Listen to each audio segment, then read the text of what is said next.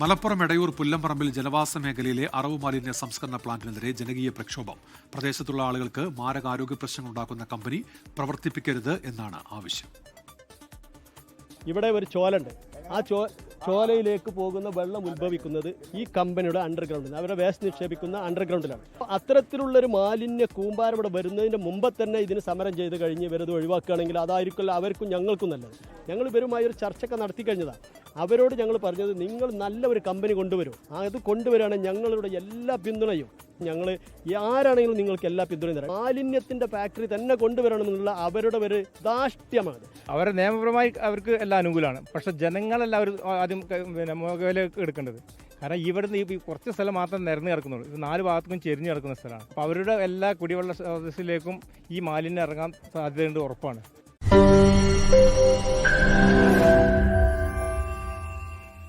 ലോകത്തെവിടെയായാലും ഏത് സമയത്തും 24 വാർത്തകളും ഓഗ്മെന്റഡ് റിയാലിറ്റി പാക്കേജുകളും എക്സ്പ്ലെയിനറുകളും വിശദമായി കാണാൻ ഞങ്ങളുടെ യൂട്യൂബ് ചാനൽ നിങ്ങൾക്ക് സബ്സ്ക്രൈബ് ചെയ്യാം.